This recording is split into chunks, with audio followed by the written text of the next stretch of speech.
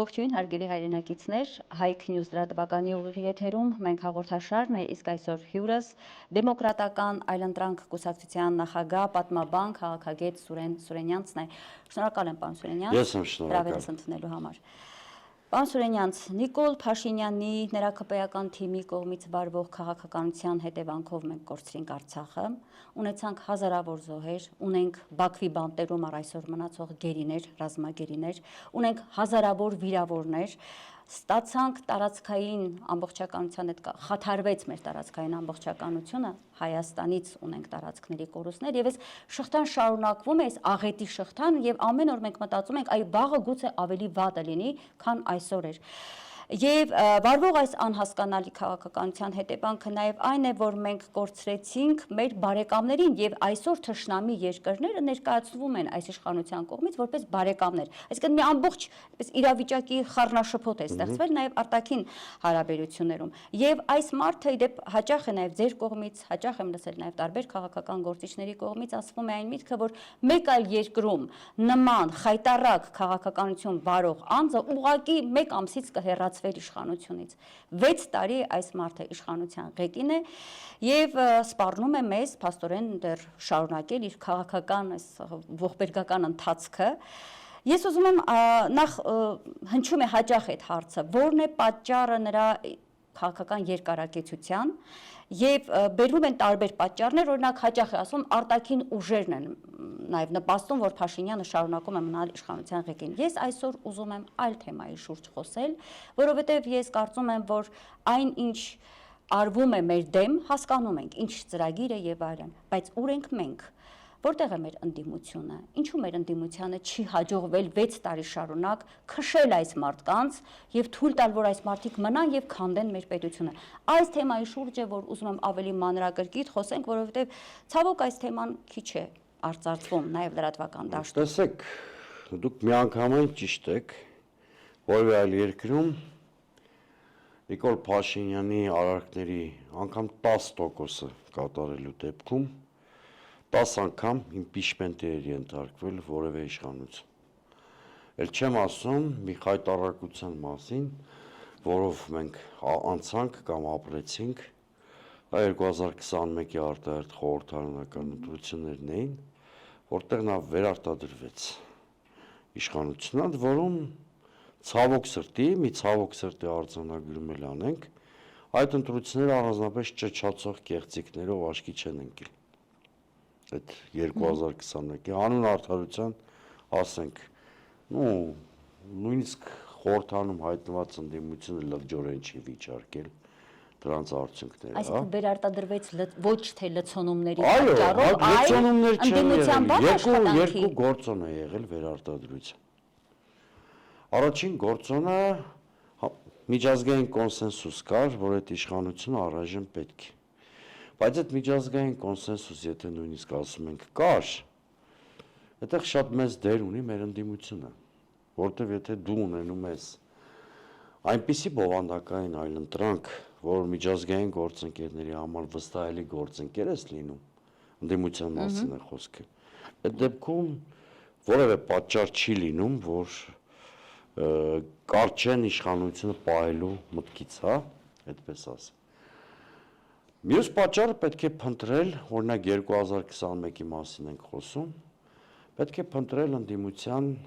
այդ պահի ընդդիմության կառուցվածքի, լիդերների սխալ օրակարգի, խոսույթի մեջ, չեմ ուզում անձնավորենք, ասենք այս նրա պատճառով եղավ, նրա պատճառով։ Գնահատենք ինչ չարեցին։ Բայց մի կարևոր սկզբունք կա քաղաքականության մեջ։ Նիկոլ Փաշինյանը հետևանք էր ինչ-որ կառավարման։ Խզբզոց էր, նա խզբզոց էր, ինչ-որ համակարգի խզբզոց էր, որը երկար տարիներ եղել է իշխանության։ Չեմ ասում նրանք են բերել Նիկոլ Փաշինյանը, ես նման անհետ միտք չեմ ասում։ Իրանց քաղաքականության հետևանքով հասարակությունը այնքան էր հիասթափված հին համակարգից, որ առանց նույնիսկ հասկանալու այս մարդը ինչ է բերելու երկրին, ինչ ծրագիր ունի, կուրորեն գնաց մի մարդու հետևից։ Կրկնում եմ, ես չեմ ասում, օրինակ Ռոբերտ Քոչարյանը կամ Սերժ Սարգսյանն են նրան բերել։ Բայց այդ հարցը գիտեք, չէ, հնչում է։ Նու ես դավադրապաշտական բաների մեջ չեմ ուզում մտնեմ այդ Օրինակ ասվում են Արցախի հետ կապված հանձնելու տարածքներ կային, չէր կարող անել դա Չէ, ես եկեք ես այդ դավադրապաշտական բաների մեջ չեմ մտնելու, որովհետև չունեմ ապացույց։ Ես խոսում եմ փաստերով։ Ամենայն դեպս փաստ է, որ 2018-ին այդ 15-20 տարվա կառավարումից այնքան էր զզված ժողովուրդը, որ ընդամենը մի մարդու մերժելու ենթի վրա տեղի ունեցավ լայն կոնսոլիդացիա։ Փողոցները արհեստական չէին, չէ՞, մենք 6 տարի անց են ամենը հիշում ենք։ Հա, բայց պարոն Սուրենյան, ներողություն եմ խնդրում, իսկ որտեղ էր օրվա ԱԾ-ն։ Իսկ չէ ովքեր են, չէ, բայց այդ նույն հարցի մեջ է։ Կարող են տեսնել, որ 5-րդ Շարասյունը սորոսականներն են գալիս իշխանության։ Ժողովրդին վզումը արդար է։ Ժողովրդի պահով այո։ Այո, բայց օրվա իշխանությունը ինչու թույլ տվեց։ Հայտնվեց, դե արդեն լրիվ ուրիշ հարց է, ես հույս ունեմ մի օր այդ հարցերի որոշ հարցերի պատասխանը։ Ախր դրանից շատ Հիմա բայց ուրիշ բան է։ Այսօրվա վիճակն էլ է դրանից կախված։ Պատճառով հետևանքը չես կարող վերացնել։ Մենք 2021 թվին փորձեցինք պատճառով հետևանքը վերացնել։ Դրա համար չստացվեց իշխանափոխությունը։ Հասկանում եք, այստեղ շատ կարևոր մի բան կա։ Օրինակ, տեսեք, ընդդիմությունը նույնիսկ այն ամիսների պահ ճիշտ չգնահատեց։ Օրինակ չէր կարելի թիրախավորել նոյեմբերի 9-ի փաստաթուղթը այդ կարգի։ Որովհետև պարտված երկրի համար հավատացնում եմ ձեզ, ուզում եք համաշխարհային պատմությունը բացեք, բազմաթիվ պատերազմներ են եղել։ Պարտված երկրի համար լավ փաստաթուղթ չի լինում, բայց այդ փաստաթուղթը պարտված երկրի համար բավականին բարենպաստ փաստաթուղթ էր։ Պատկերացրեք, մենք պարտվել ենք, բայց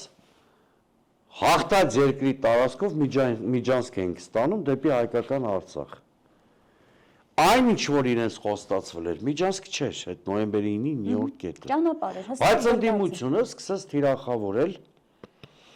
այդ փաստաթուղթը։ Որպես կապիտուլյացիա այո, ընդ որում այլընտրանք չառաջարկելով։ Չգիտեք, եթե ինչ-որ բան քննադատում եք,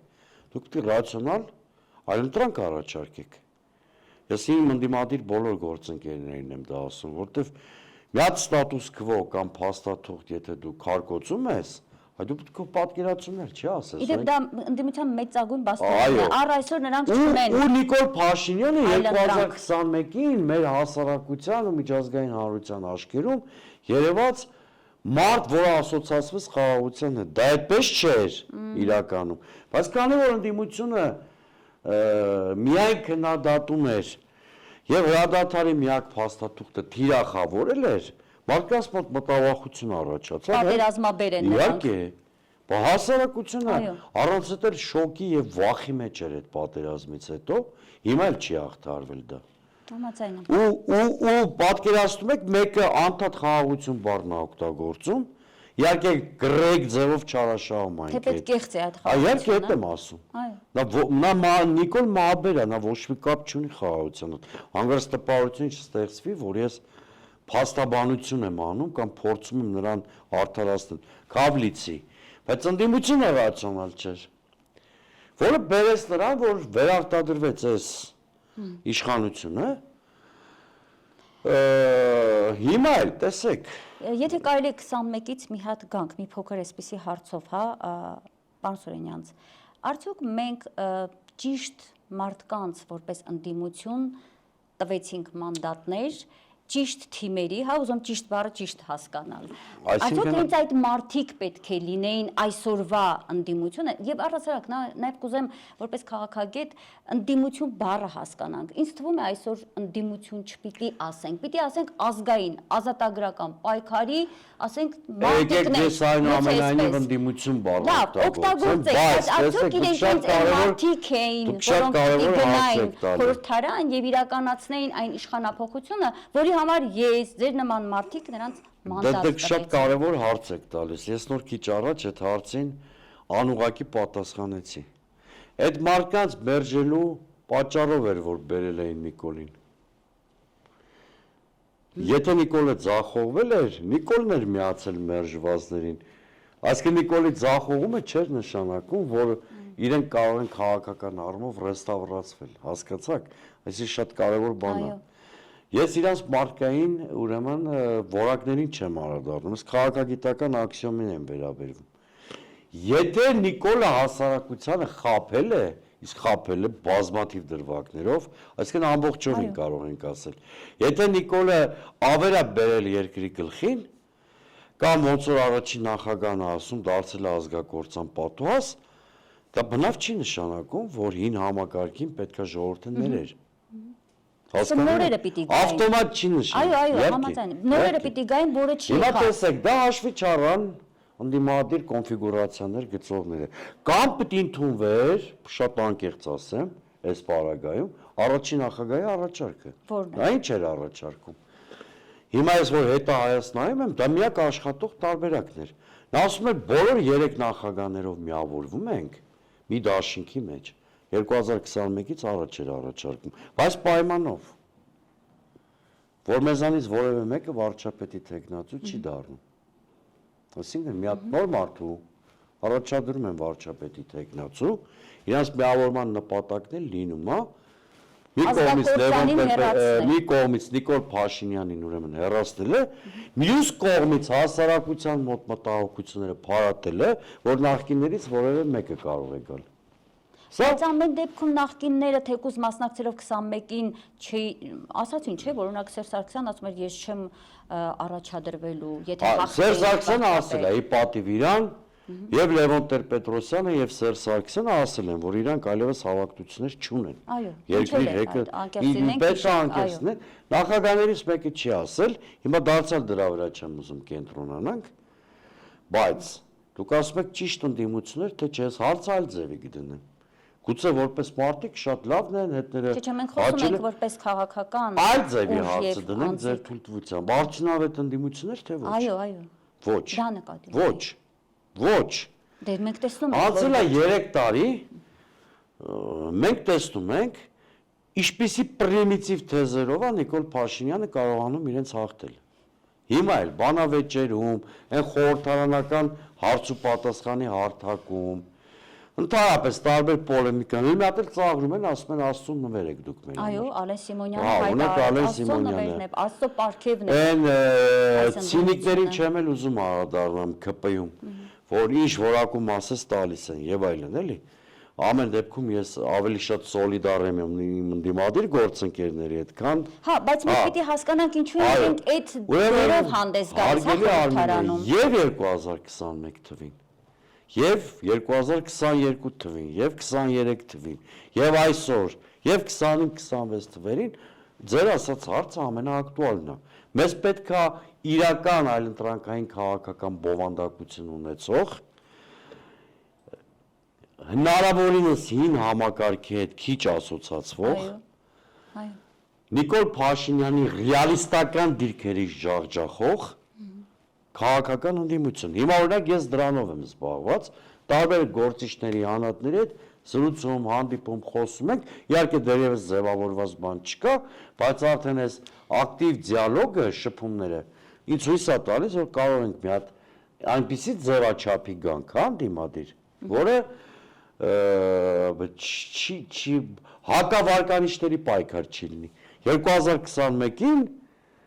հաղթեսնամ ոչ թե վարկանիշն էր բարձր, այլ հակավարկանիշը ավելի ցածր էր։ Այսինքն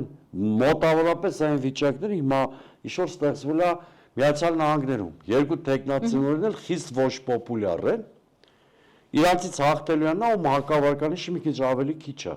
Այմեն որ 21-ին աշխատել է այդ բանաձևը։ Ամենայն հարգանքով բոլորի առաջ, ովքեր որոշակի ծառայություն ունեն այս երկրի 30 տարիների կյանքում, հին համակարգի առաջնորդությամբ արդյունավետ ընդդիմադիր ձևաչափ չի կարող ստեղծվել։ Մեկ հարց, իսկ այդ համակարգը եւ այդ համակարգը ներկայացնող անձիկ, ովքեր այսօր խորհրդարանում են,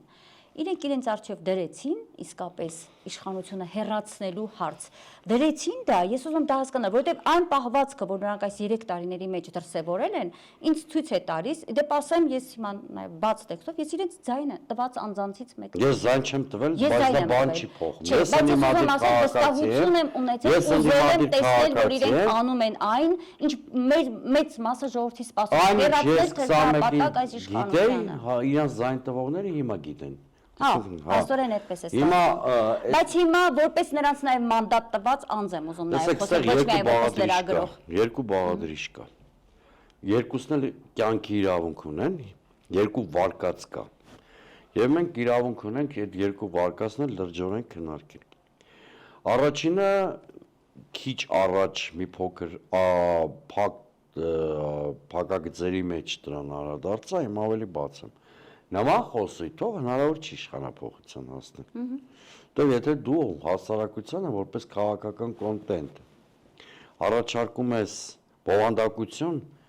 որին նույնիսկ դու չես հավատում, այսինքն ուռա հայրենասիրական ոճի կոնտենտ, հա, այդպես պայմանական ասենք։ Իսկ ինչ եք կարծում, որ հասարակությունը պիտի հավատա։ Օրինակ չի կարելի հասարակությանը ներշնչել, որ հենց Նիկոլը փոխվեց, մենք Արցախի վերադարձի հարց կարանք լուծենք կամ մեր ժողովրդի։ Դեռ դա իրական չի այս պայմանները։ Այսինքն իրենք ոչ իրատեսական օրակարգ են դրել։ Բայց ես ո՞նց համոզեն հիմա։ Ինչն էլ մարդկանց հետ է, վանում է իրենց։ Վայ, իհարկե, եթե դուք մի կողմից լսում եք Նիկոլ Փաշինյանի սուտը, ակնհայտ սուտը, մյուս կողմից լսում եք ընդդիմադիր խոսույթ, որ ավելի շատ ֆանտազիայի կամ հեքիաթի է նման, ձեր համար վերանում է իրանց սահմանը, որտեղ երկու պարագայում էլ դուք որպես շարքային քաղաքացի մտածում եք, որ ձեզ ապակողնորոշում են մեղմասած կամ խաբում են։ Այո, երկուսն էլ խաբել են, եւ իշխանությունը եւ երկրորդ վարկած, որը ձեր հարցի ենթատեքստում կար, դա էլ ապրելու լեգիտիմ իրավունք ունի այդ վարկածը։ Օրինակ մարդիկ իմ շրջապատում էլ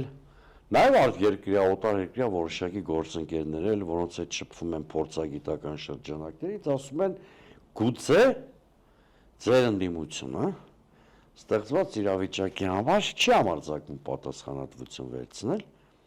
որովհետև շատ լավ գիտի, որ իշխանության գալով այս բոլոր խնդիրները նաև իր ուսերին է մնալու։ Եվ չի շտապում իշխանափոխություն անել։ Այսինքն թողնում է, որ Նիկոլ Փաշինյանը քանդի երկիրը, ավերակների վրա, գասի ավերակների վրա մենք ո՞նց ղեկավարենք։ Այդ վարկածն էլ կա, ցավոք սրտի այդ վարկածն էլ ապրելու իրավունք ունի։ Իմ ասած վարկածը հաստատված է, որ այդ խոսույթով իշխանափոխություն չեն կարող անել։ Բայց ձեր ասած վարկածն էլ անշուշտ կա, որ գուցե այս ընդդիմությունը չի ուզում իր վրա այդ բեռը վերցնել։ Լավ, Արցախի հարցն էլ չուզեց, ասում էր, չէ, լաուն զարթնել է, չենք թողնի մինչև անցած տարի այս օրերը, ասում էր ամեն ինչ անելու ենք, եւ ինչ կատարվեց։ Լավ կլիներ, որ 21-րդ դարում մենք լաոյի կատեգորիաներով քաղաքականություն։ Լավ, եթե անգամ առաջնորդվեցին, հա, փողոցի այդ հնչյունների տակ Արցախը հանձնվեց։ Լավ չի կարող, Արցախը հանձնվեց։ Ասացիք գնացեք տուն։ Տեսեք, ելույթներով մարդկանց տուն ուղարկեցին։ Դե չպիտի ներվեր Նիկոլ Փաշինյանին, ձեր հետ համաձայն եմ։ Ներեցին։ Այո, ներվեց։ Դե որովհետև այդ խոսույթային ընդհանուր տրամաբանությունը սխալ էր։ Ասեմ։ Բայց իրենց ժամանակ չէր ասվում, ով տվեց Արցախը, իր գետնա, ինչ է նա, Նիկոլ Փաշինյանն է փորելու։ Չէ, ասվում էր նախկինների ժամանակ։ Որ ասենք չի կարող որևէ նախագահ գալ, ղեկավար գալ, որը կտա Արցախը եւ գերեզմանը իր կարողացավ որևէ իշխանություն գալ, եւ ընդդիմության թողտվությամբ հանձնեց։ Թուրքիության չասենք, ընդդիմության անարդյունավետ գործունեության պարագայում։ Այդպես ասենք թեկուզ։ Հիմա տեսեք, հիմա եթե մենք չկարողանանք ունենալ ռացիոնալ ընդդիմություն, 2026-ին մեր առաջ նույն ուրվականն է լինելու, ինչ որ 2021-ին եղավ։ Անպայման։ Եթե ձեզ թվում է շատ բան է փոխվել։ Հա, 2026-ին հաստատապես այլևս Նիկոլ Փաշինյանը 50% գումարած մեկ չի ստանա։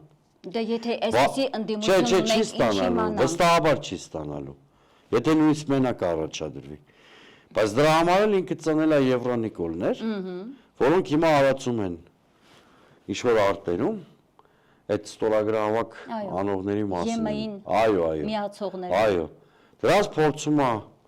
ընդդիմության դիրքերում դիրքավորել այդ մարդկանց,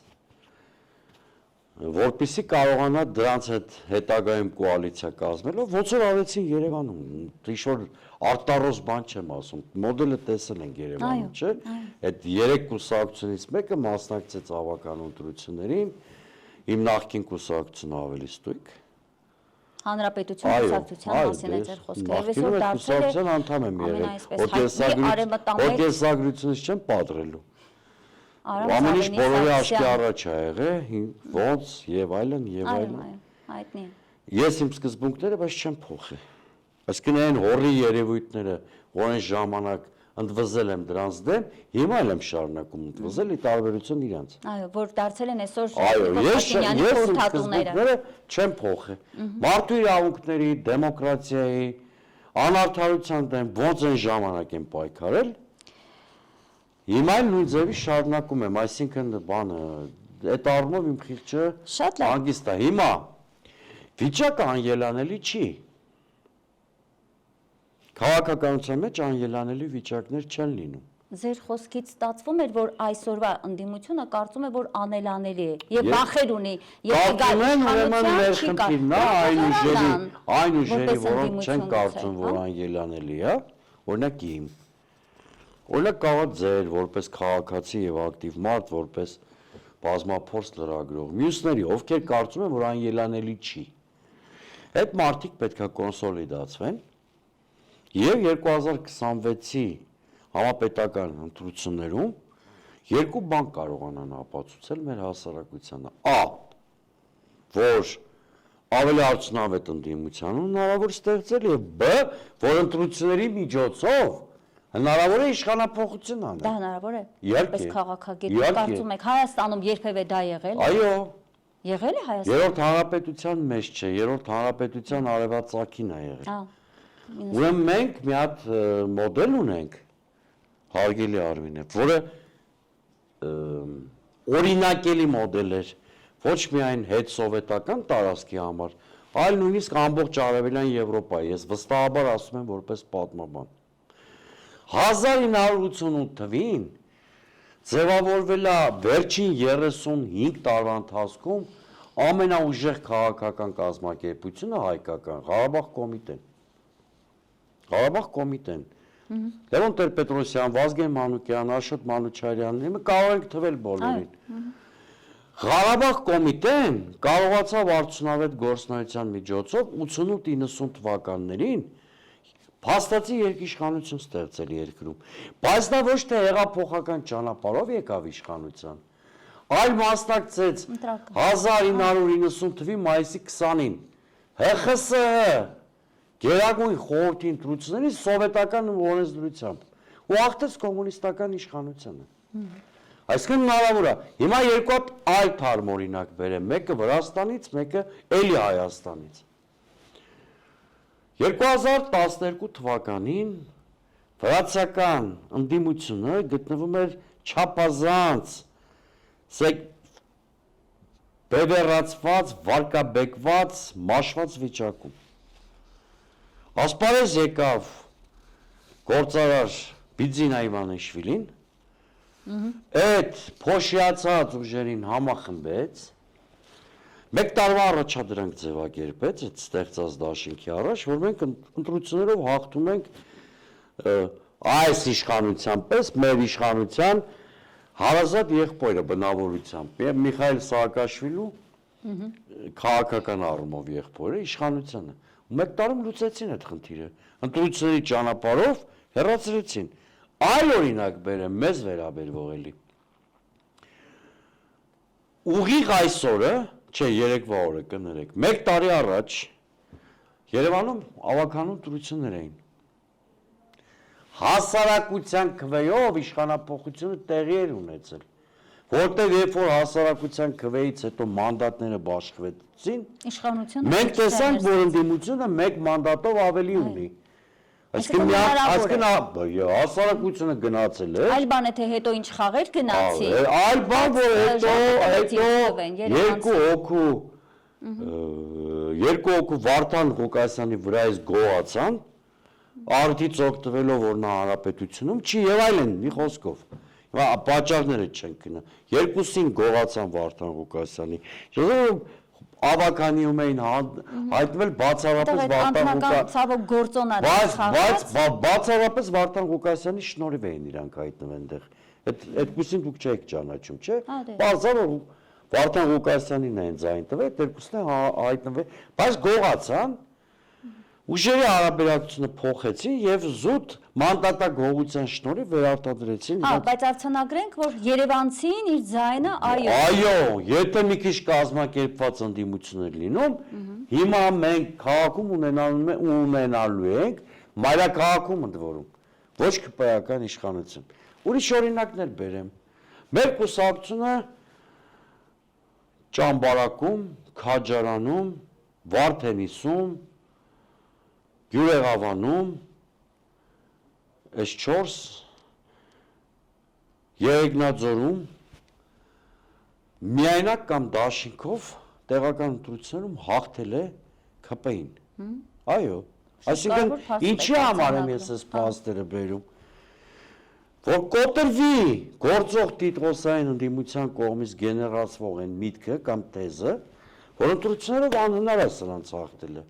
Չէ, ասում եմ, հնարավոր է հաղթելը։ Շատ կարևոր է, պարոն Սուրենյան, ես հետևյալ հարցն եմ ուզում տալ։ Իսկ այդ տիտղոսակիր ընդդիմությունը արդյոք հենց ինքն իր գոյությամբ չի խանգարում հենց այն ուժերին, որոնց օրինակ ձեր նման կուսակցությանը առաջ գալ, մեջտեղ գալ եւ ակտիվ քաղաքական ընդդիմադիր իր կեցվածքով, իր ծրագրերով հաղթել իշխանությանը։ Եթե դիմացը կանգնած այդ տիտղոսակիրները, իրենք խանգարում են նոր ուժերի իր այդ կառուցումը։ Այստեղ խնդիր ուղղակի ռեսուրսների անհամաչափության մեջ, այդ առումով ձեր հետ համաձայն եմ։ Բայց ես կարծում եմ այնուամենայնիվ, եթե արդյունավետ ֆորմատ ծնվի, ոչ մեկ չի կարող խանգարել։ Այդ վստահ եմ։ Համագործակցություն մյուս ընդդիմադիրների։ Այսինքն տեսեք, բազմաթիվ քաղաքական ուժեր կան։ Չի ստացվում։ Դե հիմա պիտի փորձենք, դերևս ժամանակ ունենք, օրինակ ես Առաջում չեմ հրապարակայնացնում ու մետ եմ հանդիպում, ինչ եմ անում, որովհետև մի հատ փուլում ենք, որ գործընթաց է գնում։ Հիմա եթե հրապարակայնացնեմ, խանգարելու եմ գործընթացին, ոչ թե ինչ-որ թակում բաներ են, այլ հասկանալի պատճառներով։ Հիմա տեսեք, բազմաթիվ ուժեր եւ մեր հասարակության գերակշիռ մեծամասնությունը ուզում է մի նոր իշխանություն, որը չի ասոցացվում Նիկոլ Փաշինյանի հետ եւ չի բերելու իր համակարգի ռեստավրացիայի։ Հենց այդ բանաձևը գտանք հարգելի Արմինե։ Վստահ եղեք, Հայաստանում փոփոխությունները շատ արագ են լինելու։ Օրինակ ինչի չէին կարողանում Վրաստանում Սաակաշվիլուն հաղթել։ Այլընտրանքը չկար։ Որովհետեւ ընդդիմությունը վարկաբեկված էր եւ չկար են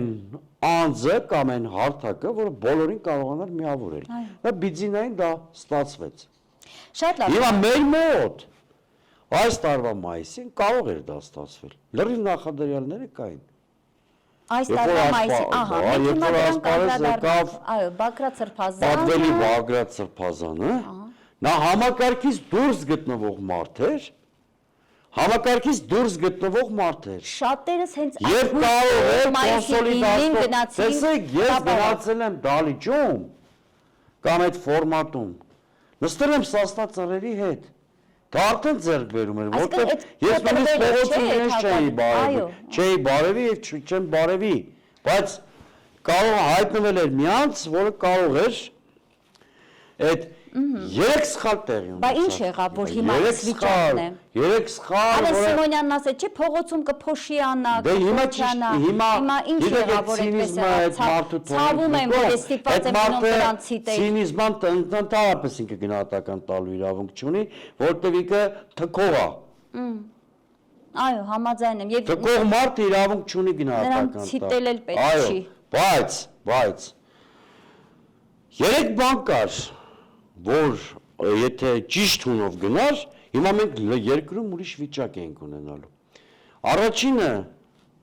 Առաջինը շատ կարևորը։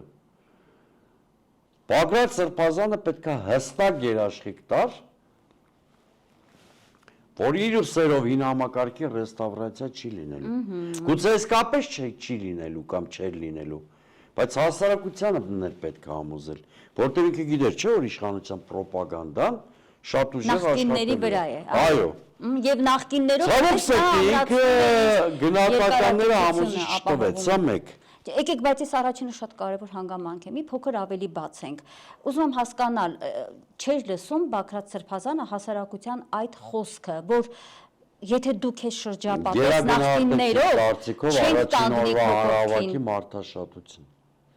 Բայց չէ որ ընդհանրապես տեսեք, մեկ հանրահավաքի հասկացա, շատ լավ, բայց այս ամիսների ընթացքում մաղվեց, չէ, եւ մաղվեց շատերն ասում են հենց այդ պատճառով։ Մինչդեռ 3 չառաջ օրը։ Բայց ավելի կարևոր պատճառը։ Սրբազանը ասում է, հանդիպումներ եմ ունենում նախկին 3 նախարարական։ Լավ անում, լավ անում։ Հանդիպի, բայց ինչ։ Տեսեք, լավ անում։ Թե պետք է սահման գծվեր, ես դա եմ ուզում հասկանալ։ Ընդհանրապես բոլորը հետ էլ կարող են հանդիպել, այդ թվում 3 նախագահների նախկին, որտեղ 3 նախագահների վերջը վաստակ ունեցող, նաեւ փորձ ունեցող մարդիկ են, գուցե շոր արժեքավոր խորհուրդ տան։ Ոչ մեկի հետ արգելված չի հանդիպել, բայց կորակարգով պիտի հանդիպես, այսինքն հստակ ասես, որ այդ հանդիպումները չեն նշանակում, որ հին համակարգը ռեստավրացվելու է։ Հասկանում եք։ Չէ, հանդիպելու մեջ ու համագործակցելու մեջ որևէ խնդիր չկա։ Ու ես չեմ ասում, մեր դաշնակցությունը կամ հանրապետականները process-ին չպիտի մասնակցեն։ Դա մոլագարություն ու շատ հազարավոր հայրենասեր մարդիկ կան այդ կուսակցությունների շարքերում։ Միանշանակ եւ հանրապետականում եւ երկրորդ սխալը Բագրատ Սրբազանի։ Ես ասում եմ ու իրեն էլ եմ ասել։ Հիմա ինչ իրեն ասել եմ, բարձրաձայնում եմ։ Այսինքն թաքուն բան չեմ ասել։ Ակնհայտ աքսիոմատիկ ճշմարտություններ եմ ասել։ Ես ասում եմ բլիցկրիգային արագ փոփոխությունների վրա շեշտը մի դրեք։ Գնացեք հանդարտ պրեսինգի ճանապարհով։ Ասենք օրինակ հրաժարականի պահանջը սխալ էր, չէ՞։ Չէ, հրաժարականի պահանջը սխալ չէր, բայց պետք էր արտահերթ ընտրություններ պահանջել։ Ոչ թե շոր մեկի հրաժարական, այլ արտահերթ ընտրություններ, որտեղ ամբողջական իշխանափոխություն, ոչ թե վարչապետի հրաժարականով հնարավոր, այլ արտահերթ ընտրություններով Բայց իմպիչմենտի գաղափարը դրեց, հետո պարզվեց իմպիչմենտի գաղափարը գլխից պարզել, որ չի լինելու։ Ընդդիմությունն էլ ասեց։ Հա, այդ հարցում ճիշտ են ասել, որտեղ ինչ չունեն։ Չկար գոնե այդ հարցում իրար հետ համաձայնություն։ Ես չգիտեմ, ես սա երկրորդն էր, ուրեմն հստակ ֆիքսենք։ Ճանապարհային քարտեզը եւ թիրախը սխալ ընտրվեց, սա երկու։ Եվ երրորդը, որ միջև հիմա էլ շարունակվում է։ Չի կարելի գերապատվությունը տալ քաղաքական լեգալ գործիքներից ընդամենը մեկին, տվյալ դեպքում փողոցին, ու անտեսել ընտրությունների ինստիտուտը։ Իրեն հարց են տալիս ընտրությունների մասին, դրանք կլինեն հերթական կամ արտահերթ, տեղական չի։ Ինքը ասում է այդ հարցը չկա մեր օրակարգում։ Հարց են տալիս իր դիրքավորման մասին, ասում է մեր շարժումը դիմադիր է, հոգևոր է, ոչ թե դիմադիր։ Այսինքն քաղաքական չէ։ Հասկանում եք, եթե դու քաղաքական հավակնություն ես ցուցաբերում, բայց հրաժարվում ես դրանց հասնելու համար քաղաքական գործիքներ ստեղծել, գործիքակազմ, այս կներեք, բայց հասարակությունը չի կարող այդ շարժման արդյունավետությանը հավատալ։ Շատ կներեք։ Եթե նույնիսկ Բագրատ Սրբազանին ես համարում եմ շատ դրական կերպար։ Բայց ճիշտ էր ընտրված։ Ինքը պետք է լիներ, թե այդպես չպիտի արտահայտվեր, եթե պետք է լիներ ինչ-որ Իմ խորին համոզման բաց եմ ինչպես պիտի լիներ, ինքը կարող է լինել։ Բայց այս առաջին հանրահավաքի ընթացքում ինքը պետքա քաղաքական հարթակի ձևավորման մասին հայտարարեր։ Եվ ինքը հետքայլ աներ։ Գուցե հետքայլեր չաներ, ինքը լիներ այդ քաղաքական հարթակի մասնակիցներից մեկը։ Ղարաբաղ կոմիտե, պայմանական ասած Ղարաբաղ կոմիտե երկու պիտի ստեղծվեր։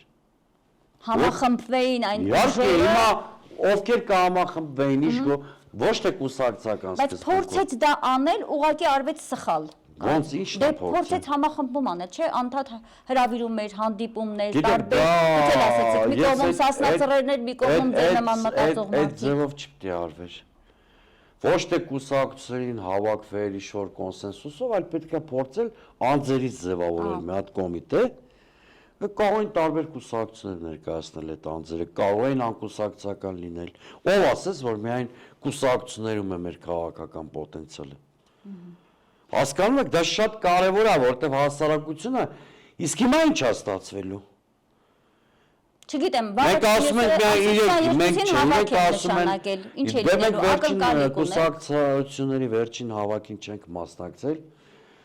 Չեմ կարծում, որ որոշ դիրքորոշում ենք փոխելու, մասնակցելու ենք Բայց ինչ-որ բան պետք է սպասենք սեպտեմբերի 22-ին։ Կներեք, եթե ես մեծ սպասելիք ունենայի, կլինի առաջի շարքերում։ Գիտեք, որ համարձակության պակաս չունեմ, ոչ պոպուլյար դիրքորոշումներ արտահայտելու կոմպլեքս չունեմ, այսինքն ես ու որևէ մեկը չի կարող կասկածել, որ Նիկոլ Փաշինյանի նարատիվների կամ ցնորամիտ մտքերի պատանդ եմ, այսինքն որևէ ձևով ես Նիկոլ Փաշինյանի իշխանության հետ ասոցիացման եզր անգամ չունեմ։ Հասկանալի։ Ուղղակի ես չեմ ուզում, գիտեք, տեսեք, հիմա ես ասում եմ, որ պետք է այլևս ընտրական ցիկլի վրա կենտրոնանանք։ Գիտեք, դրա վրա կենտրոնացել են նաև Փաշինյանը, համաձայն եք։ Բա ինչ, ինքը արդեն վաղուց նախընտրական էսպես ինչ-որ այսինքն ինչ է մարդուն մեղադրում, որ նա որպես քաղաքական թիմի ղեկավար, մեր համար գարշելի, օտար, զզվելի, բայց քաղաքական թիմը։ Հա, մտել է այդ շավի մեջ է նախընտրական։ Ինչ եք դուք մարդուն մեղադրում, որ փորձում է իր քաղաքական թիմի ստարտային լավ պայմանները ապահովել։ Այդ մեզ պիտի մեղադրեք, օրինակ ինձ, մյուսներին, որ տնային աշխատանքը դերևս շատ դանդաղ են կատարում։ Ինքը շատ ճիշտ է անում։ Պարոն Սուրենյաց, ուզում եմ 1-2 դրվագով եւս խոսենք Բագրատ Սրբազանի հետ կապված, ինչ վտանգներ դուք տեսաք։ Տեսեք, եկավ ձախողվեց հերթական փաստորեն ընդդիմադի շարժումը 1։ Երկրորդ ես տեսնում եմ մի շատ վտանգավոր բան, ինչը ինձ խիստ ցավեցնում է, Բագրատ Սրբազանի սխալ քայլերով թիրախավորվեց նաև մեր եկեղեցին։ Ես դա ամենավտանգավոր բանն եմ համարում նրա այս պայքարի ամբողջ։ Լավ, ինչու մցրեցին Բագրատ Սրբազանին։ Դա հատուկ կարող է մտածված էր, որ Հարգելի Արմինե, դուք կարող եք իմ մայիսի 10-ից 15-ի միջակայքում եմ գրել, հիմա կոնկրետ օրը չեմ հիշի։ Մի գրառում ունեմ եւ Telegram-յան ալիքում եւ Facebook-ի իմեջում, որտեղ ասել եմ, որ եկեղեցին ինստիտուցիոնալ առումով այս process-ին չի մասնակցում։ Եվ շատ ճիշտ եք ասել։ Ես գիտեի, թեպետ ժողովուրդը նրա ներկայությամբ արդեն ասում է եկեղեցին ուրեմն կա։ Տեսեք, մի սրբազանի մասնակցություն, ինչքան էլ այդ սրբազանը հարգելի լինի, չի նշանակում եկեղեցու ինստիտուցիոնալ մասնակցություն։ Եկեղեցի շատ բարդ ինստիտուցիոնալ համակարգ է, այնտեղ որոշումները բավականին բարդ են կայացվում եւ փաստարկված։ Նման որոշում չեք կարող վկայակոչել։ Իշխանությանը դատապարտող հայտարարությունը դա դեռ չի նշանակում, կներեք, որ եկեղեցին միացել է Սուրենին կամ Արմինեին։ Հասկանալի է, չէ՞, այսինքն դա հա, մեր նկատմամբ բռնությունը կդատապարտեն։ Իրենց հոգևոր եղբոր զորակցությունը կհայտնեն, հոգևոր եղբորը զորակցություն կհայտնեն։ Ինչն էլ արեցին։ Ինչն էլ արել են, բայց դա չի նշանակում ինստիտուցիոնալ մասնակցություն։ Եկեղեցին այդքան անլուրջ կառույց չի, որ առանց բոլոր ծանրակշիռ հանգամանքները հաշվի առնելու քաղաքական հայտ ներկայացնի։ Երեք դիվանապետը Մայրաթորի, որը ամենազդեցիկ հոգևորականներից մեկն է, նաև եկեղեցական հիերարխիայում, շատ հստակ հայտարարեց, այն ինչ-որ հիմա ես ասում եմ կամ մայիսի կեսերին գրել եմ,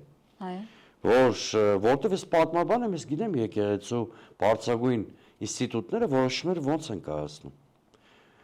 Ես տեղեկ եմ։ Եվ ես վստահ եմ, որ սա այդ որ ասում են եկեղեցին եւ այլն, չի կարելի եկեղեցին ներքաղաքական կյանքի սուբյեկտ չի։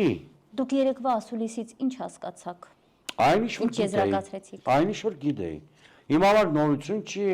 ոմանք կարող հիասթափեցին,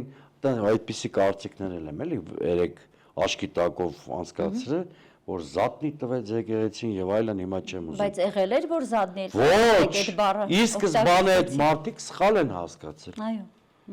Իսկ դուք լսեք, որ մեր Տեր վեհապարը հայրապետը մեր հայտարարած լինի վարչապետի տեխնացուի մասին։ Նման հայտարարություն լսել եք։ Իհարկե ոչ։ Բարձրագույն հոգևոր խորհրդի անունից վարչապետի տեխնացուի անուն լսել եք։ Բայց որտեղից եք դուք չէ, էլի ձեր Ենթադրում են հետևյալ առումով, որ եկեղեցին քանի որ քննադատաբար է, խիստ քննադատաբար է հանդես գալիս հարգանքի արժանի կեցվածք ունի եւ վերջին տարիներին սկզբունքային բոլոր հարցերի վերաբերյալ արտահայտում է իր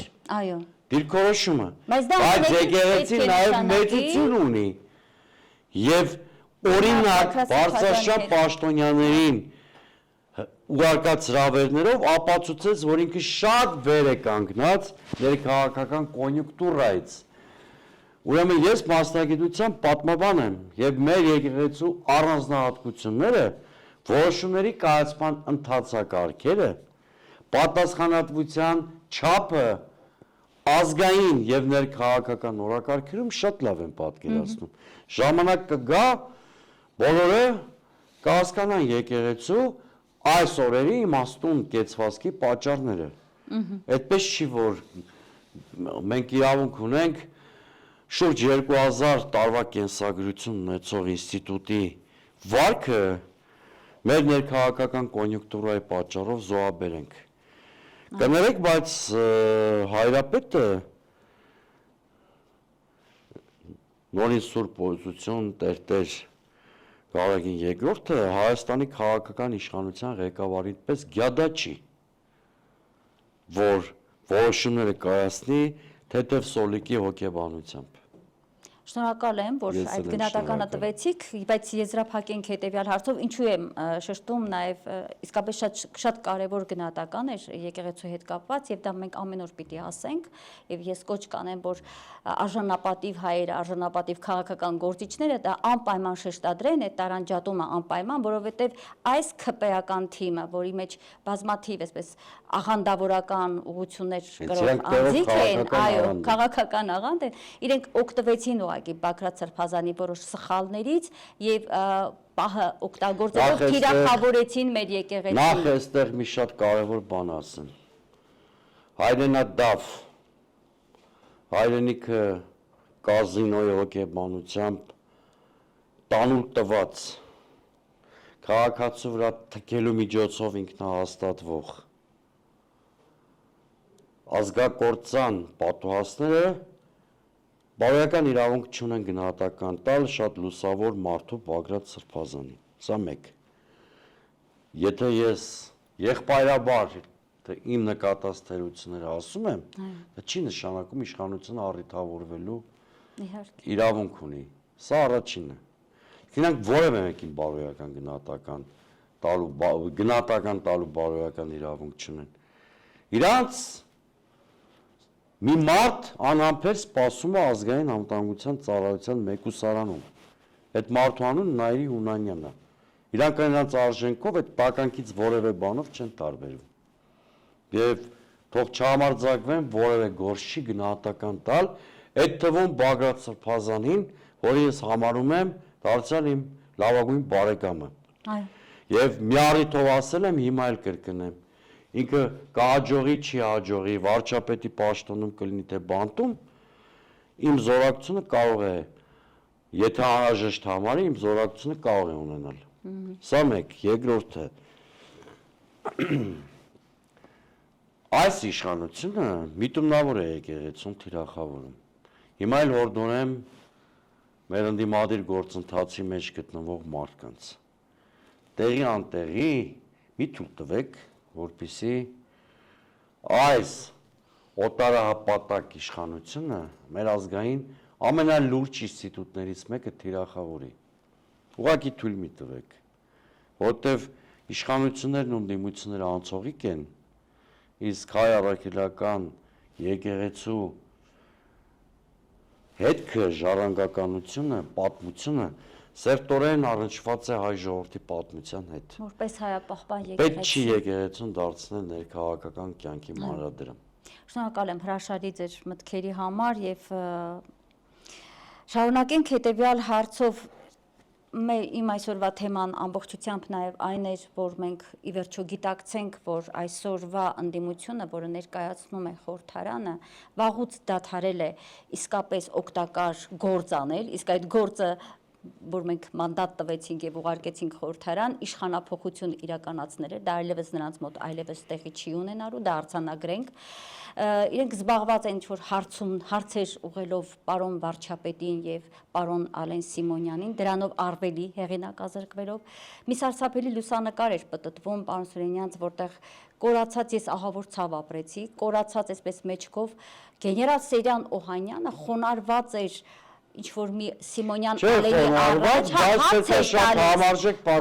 տալիս եւ այդ բանը պտտեցին ԿՊ-ն հերթական անգամ նրան փորձելով վարկաբեկել, դրանով վարկաբեկելով ամբողջ ընդդիմությանը եւ բոլորս տուժում ենք։ Եկեք մենք արձանագրենք, որ ընդդիմության այսօրվա пассив պահվածքից տուժում է Հայաստանը եւ հայ ժողովուրդը, որովհետեւ այդ пассивությամբ է նաեւ պայմանավորված, ես այդպես եմ կարծում, հիմա կուզեմ նաեւ ձեր կարծիքը լսել, մեր ժողովրդի այս հիասթափությունը գնալ չհաջողել, տուն գնալ, չհաջողել, հետո այս ինչի ժողովուրդը չի, ինչի կրիտիկական զանգված չի հավաքում, քանի անգամ հավաքվեց այդ կրիտիկական զանգվածը 2022 թվականի մարտից առնվազն կամ 2022 թվականի հունիսից այս խորհրդարանը կորցրել է իր քաղաքական լեգիտիմությունը։ Ինչու հենց այդ օրերն եք արձանագրում։ Շատ պարզ։ Խորհրդարանական մանդատի կլինի իշխանական թե ընդդիմադիր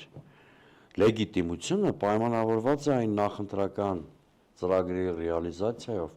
ինչով մարդիկ մանդատ են ստացել։ Նախ ես ու դուք մանդատ չենք ստացել, հետևաբար մենք այդ բեռիս պատասխանատվության խորհրդանի գործնողության մասով ազատված ենք։ Խորհրդանի գործնողության մասով հատուկ եմ շեշտում, թե չէ դուք ձեր պատասխանատվության բաժին ունեք որպես խմբագիր, ես որպես կուսակցության ղեկավար, այսինքն ես հիմա խոսում եմ խորհրդարանի մասին։ Երբ որ Նիկոլ Փաշինյանը 2022 թվականի ապրիլի 14-ին, եթե հիշողությունս չի դավաճանում, խորհրդարանում հայտարարեց Արևմուտքի պասով իհարկե, Լեռնային Ղարաբաղի կարգավիճակի իջեցնելու, նշաձողի իջեցնելու անհրաժեշտությունից, այդ րոպեին զրկվեց լեգիտիմությունից։ Ինքն էլ խորհրդարանի իր ֆրակցիան էլ, որովհետև ինքը նախընտրական փուլում խոստանում էր Լեռնային Ղարաբաղի անկախություն Կոսովոյի նախադեպով, անջատում հանուն փրկության, հիշեցնեմ, դա հայտնի, այսինքն մի անգամ է կիրառվել, այդքան էլ հայտնի մոդել չի, բայց ինչևէ, խոստմանը հակառակ,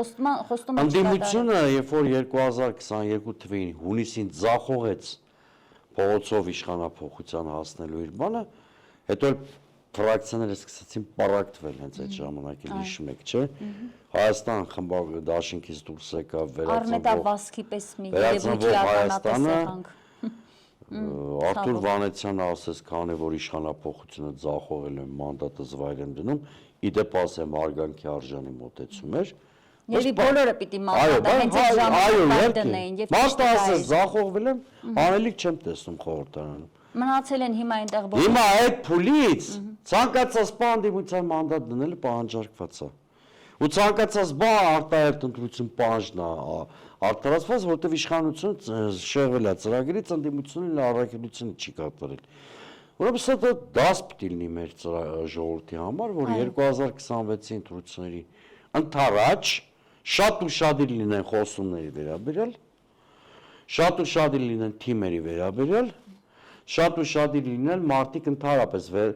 առնվազն 2018-ից հետո ինչով են զբաղված եղել։ Չեմ ասում միջև մանկություն հասնեն։ Չէ, քաղաքական կենսագրություն կա եւ։ Այո, քաղաքական կենսագրության հետ եմ, այո։ Չընկալվի ասածս էլի, որ ասում եմ մարդու սպիտակ եղենի մեջ մտնեն։ Չէ, բնականաբար հասկանալի։ Չէ, դե հիմա որ հետո չշահարկվի։ Քաղաքական կենսագրության վրա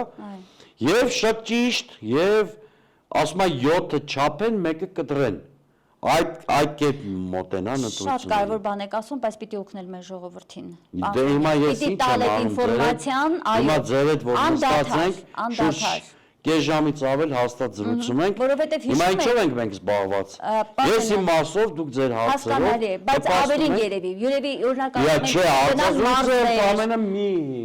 մեծ անելիքի փոքր մի հատվածն է, այո։ Օրինակ ասվում է ինչի ինդիմությունը չի գնում մարզեր, այսօրվանից Հիմա պիտի գնա, տեսեք, ընտրությունների հիմա ոչ ես անունը դարձյալ չեմ տալու։ Հենց հիմա երևի իմ ամբողջ գրաֆիկը լեցուն է, զանազան բազմաշերտ հանդիպումներով, կոնսուլտացիաներով, զրույցներով, տարբեր մարդկանց հետ, հիմա այս անուններ չեմ թվարկելու։ Դե մի անգամ անուն էի թվարկել, շարքվեց, հիմա այս անուններ չեմ թվարկելու, որպեսզի ոչ ինձ, ոչ այդ մարդկանց հարվածների, թիրախավորումների եւ բանի տակ չննեն։ Ինչ պրոդուկտ ծնվի այս քննարկումների արդյունքում, շատ երկար չի տևելու, մինչև հոկտեմբերի վերջը մի անգամ էլ դուք ինձ հյուրանքալ եք, սա արդեն փակագծեր որոշակի կբացեն, որից հետո գալու է նաև ձեր ասած մարզեր գնալու հասարակության ավելի լայն։ Ուզում եմ տեղեկացնել նաև ձեր հրաշալի եթերի առիթը օգտագործելով, որ հոկտեմբեր 5-ին, մյուս ամսվա 5-ին Էլիտ պլազայում տեղի ունենալու դեմոկրատական այլընտրանք կուսակցության 5-րդ համագումարը, որը ծրագրային է լինելու, այս ձեր բարձրացրած շատ հետաքրքիր եւ տրամաբանական օրգանիկ կապով կապված հարցերի պատասխանները շատ հանգամանալից այդ օրը համագումարում մենք տալու։ Այն հարցերը, որոնք այսօր դրվում են ընդդիմության առաջ, ասում են չունեք օրակարգ, չունեք ծրագիր եւ այլն, այդ բոլոր սխալները եւ ծրագիրը եւ օրակարգը եւ հասարակության շրջանում առկա բոլոր հարցադրումների պատասխանը տալ։ Որտեղ ինձ ամեն օր հարցնում են. Ինչու, այդ ինչուներին մի օր պետք է հրապարակավ պատասխանել։ Պետք է պատասխանել, նաև այն ինչուներին, որոնք կախված են Նիկոլ Փաշինյանի 18-ին գալու, պետք է պատասխանել։ Բոլոր հարցերին փորձելու ենք պատասխան տալ։ Սուրենյանց, օրինակ ես հիշեցի, այս սրան էլ անդրադառնանք, մեր եթերաժամանակն արդեն սպառվել է, օրեր առաջ Ալբերտ Բազարյանն էր իմ հյուրը եւ ասեց, ինչու 18-ին այս մարդուն իր թիմակիցների հետ չկալանավորեցին, երբ նա հարձակվում էր ռադիոտան վրա։ Այս հարցը շատ է հնչում։ Ուրեմն իշխանությունը մաշված էր։ Ինչու։ Ուրեմն մաշված էր իշխանությունը։ Տեսնում եք, պատասխանը այնուհանդերձ կա։ Չէ, այս շատ ընդհանուր պատասխան էր, բայց այո, բազմաթիվ ինչուների։ Ուրեմն տեսեք, որ թիմը կարահաջողի, սա էլ ասեմ եզրափակ ենք թերևս, այն թիմը անկախ դրանից դա կուսակցություն կլինի, թե կուսակցությունների դաշինք կլինի, այն թիմը կարահաջողի, որը ռեալիստական, առանց մտածածին փաստարկների հստակ գնահատական տա մեր 30 տարվա պատմության տարբեր ցիկլերին։ Շատ կարևոր է դա։ Հստակ ներկայացնի հետնիկոլական Հայաստանի տեսլականը։ Այդ թիմը հաղթանակ կտանի վստահ եղեք։ Շնորհակալ եմ եւ մեծ հաջողություն եմ ցանկանում նաեւ այն թիմին, որի գլուխը դուք եք կանգնած, որովհետեւ դուք հայտնի եք արդեն որպես շատ իրատեսական, հստակ, հայկական, ասում են իրարով։ Այո։ Իրուր խետ, ես այսպես կասեի։ Շնորհակալ եմ պարոն Սուրենյանց, վեթ հիշեցնեմ իմ հեռուստադիտողներին, իմ հյուրն այսօր դեմոկրատական այլընտրանք կուսակցության նախագահ, պատմաբան, քաղաքագետ Սուրեն Սուրենյանցն էր։ Լավ եղեք, կհանդիպենք։